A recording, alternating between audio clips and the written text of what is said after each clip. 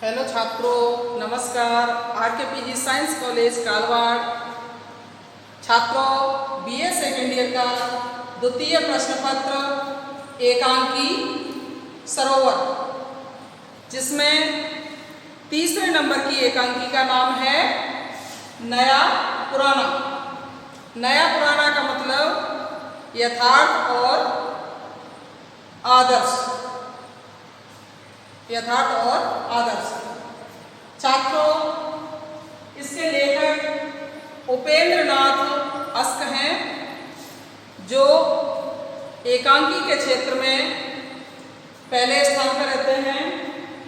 छात्रों, आपको बता दूं, उपेंद्र नाथ अस्क का जन्म सन 1910 में जालंधर, पंजाब में हुआ। साहित्यिक जीवन इनका जो है ना, साहित्यिक जीवन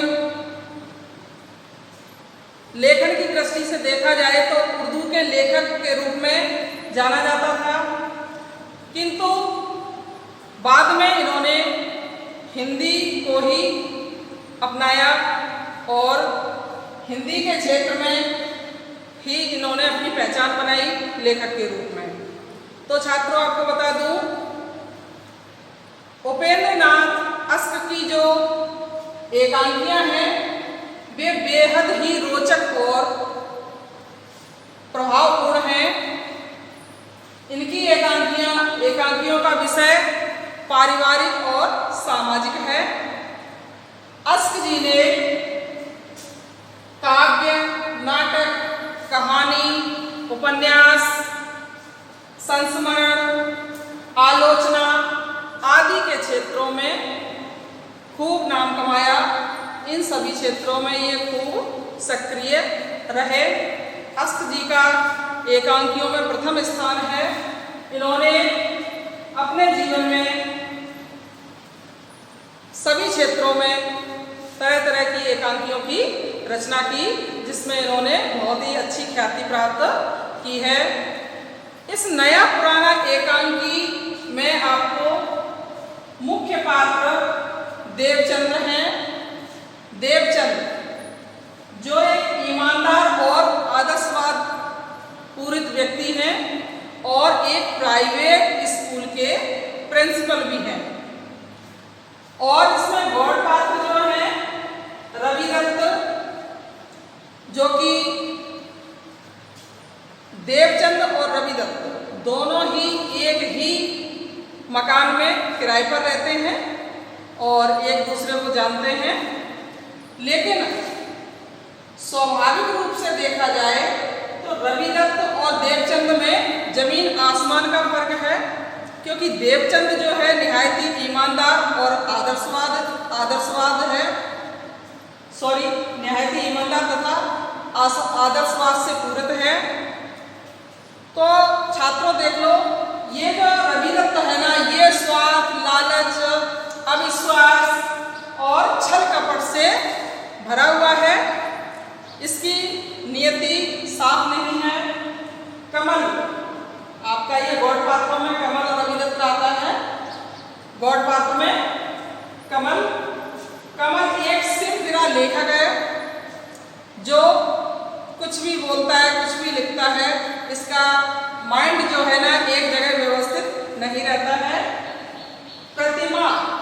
प्रतिमा देवचंद्र की पत्नी है और नौकरानी, जो प्राइवेट स्कूल में जहां देवचंद प्रिंसिपल है वहां पे नौकरानी है, जिसका जो लिली की माँ है, लिली एक लड़की का नाम है, उसकी माँ है नौकरानी। और गजेंद्र जो अचल बैठा हुआ एक व्यक्ति, जो चल फिर नहीं सकता, अपाहिज है, जो अचल बैठे रहने वाला एक व्यक्ति है। गौड़ पात्रों में ये आपके मुख्य पात्र देवचंद हैं और बाकी के सब गौड़ पात्र हैं। इन्होंने अपनी अपनी भूमिका किस प्रकार एकांकी में दिखाई है वो हम आपको बताने जा रहे हैं। तो अस्क जी की जो एकांकियां हैं छात्रों, उनमें इन एकांकियों का जनजीवन में व्याप्त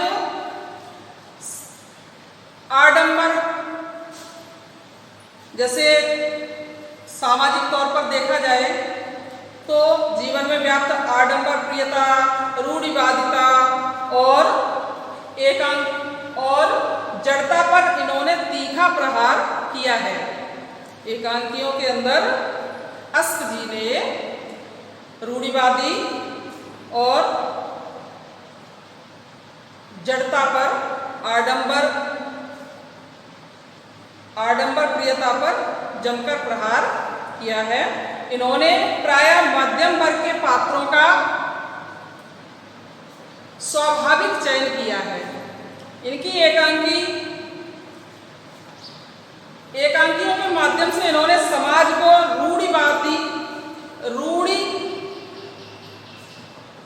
रूढ़ि मुक्त होने की प्रेरणा दी है। इन्होंने रूढ़ि मुक्त होने की प्रेरणा दी है। इनकी कई प्रमुख रचनाएं और भी हैं, जिनका नाम है लक्ष्मी जी स्वर्ग से मनुष्यों के, लक्ष्मी जी का स्वागत, स्वर्ग की झलक, अधिकार का रक्षक, इनके प्रमुख एकांकी संग्रह रहे हैं। इन्होंने एकांकी के संवाद में रोचक, संक्षिप्त, मर्मस्पर्शी पात्रों के भावों के अनुरूप तथा मूल संवेदना को अभिव्यक्ति दी है। संवाद कथा वस्तु को शीघ्र प्रसारित करने वाले अस्क जी ने एकांकियों में अपना बहुत ही अच्छा योगदान दिया है। यथार्थवाद और आदर्शवाद के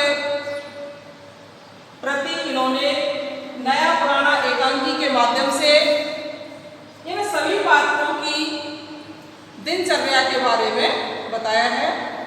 तो आप समझ लें, देवचंद जो है, देवचंद एक प्राइवेट स्कूल का प्रिंसिपल है और लिली की माँ वहाँ नौकरानी है, साफ सफाई का काम करती है। प्रतिमा देवचंद की पत्नी है और रवि दत्त इनका पड़ोसी है। रवि दत्त जो है वो एक आदर्शवादी और पुराने विचारों का व्यक्ति है। वह किसी विश्वास पात्र के साथ छल कपट करना नहीं जानता और उस आचरण को वो पाप समझता है। अगर किसी अपने के साथ छल कपट किया जाए तो उसको वो पाप समझता है। वह किसी विश्वास पात्र के साथ छल कपट नहीं कर सकता। रवि दत्त जो है वो एक वैद्य है। वो छल कपट, झूठ कपट, अंधविश्वास, इन सभी में विश्वास रखता है और ऐसा करने के लिए वो किसी के साथ भी छल कपट करने के लिए इस बात को बुरा नहीं मानता है। इसकी स्वार्थी और लालची जो आदत है, जो स्वभाव है रवि दत्त का, वो आगे जब लिली की माँ जो कि प्राइवेट स्कूल में एक नौकरानी का काम करती है, उसके पास कोई रानी हार था, जो बेचारी गरीब थी, उसको कोई पैतृक संपत्ति में रानी हार मिला था, तो उसने वो रानी हार देवचंद के पास रख दिया ताकि कभी, लिली छोटी थी, जब वो बड़ी होगी तो उसके शादी विवाह करने के समय वो हार काम में आएगा। इसलिए देवचंद को उसने वो हार देवचंद के पास रख दिया, क्योंकि देवचंद बहुत ही ईमानदार व्यक्ति था। लेकिन देवचंद और लिली के माँ के रिलेशन को लेके देवचंद की पत्नी प्रतिमा वो शंकालु स्वभाव की थी, तो उन पर शंका करती थी, उनके रिश्ते को सही नहीं समझती थी।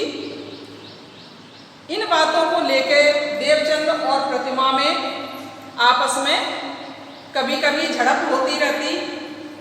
प्रतिमा कहती कि उसका वो हार दे दो आप क्यों रखे हो, वो कहीं और रख देगी, अपने घर पे रख लेगी, कभी चोरी हो जाए तो कौन जिम्मेदार है। इस तरह से कई तरह की बहस प्रतिमा अपने पति देवचंद से किया करती थी। एक दिन देवचंद तंग आकर के उसने लिली की माँ को बुलाया और जिस बॉक्स में रानी हार रखा था उस बॉक्स को निकालकर लिली की माँ के सामने रख दिया।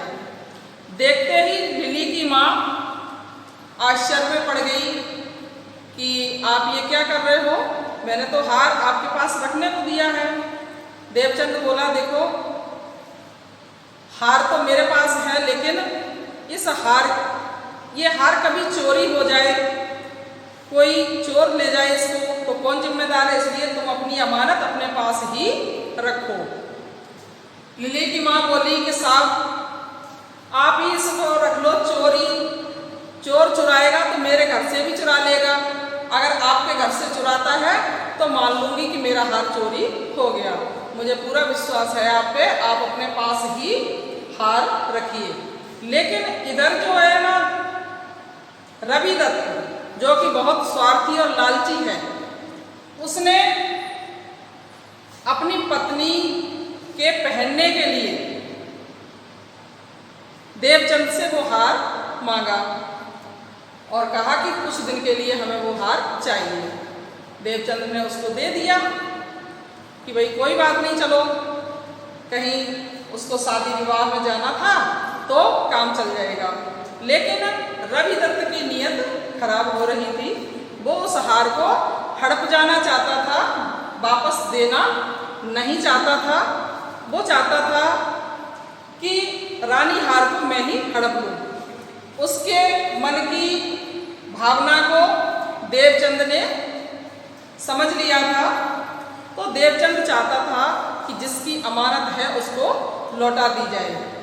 एक जो व्यक्ति होता है गजेंद्र नाम का व्यक्ति, जो अचल बैठा रहने वाला है, जो अपाहिज है, जैसे ही वो देखता है कि लिली की माँ को वो हार लौटाया जा रहा है तो वो अचानक चेयर से खड़ा हो जाता है उठ के और कहता है, ये तुम क्या कर रहे हो, ये आदर्श और ईमानदारी की बातें ऐसे समय में अच्छी नहीं लगती, क्योंकि हार 60,000 रुपये का होगा और 60,000 रुपये भला कोई वापस करता है क्या। इस तरह से वो सीख देने लग गया। लेकिन देवचंद इतना ईमानदार था, उसने कहा नहीं, हम ऐसा बिल्कुल भी नहीं कर सकते, क्योंकि हमारा जो भी विश्वास पात्र है उसके साथ हम छल कपट करना पाप समझते हैं और ऐसा हम हरगिज नहीं कर सकते। ऐसा कह के देवचंद ने उसको जवाब दिया। और इस एकांकी में छात्रों संवाद रोचक, संक्षिप्त और मर्मस्पर्शी पात्रों के भावों के अनुरूप है। मूल संवेदना को अभिव्यक्ति दी गई है। वर्तमान समय में एकांकी जो है ना, वर्तमान समय की जो अनुभूतियां हैं, वर्तमान समय में जो कुछ भी चल रहा है उसके बारे में आपको संदेश देती है।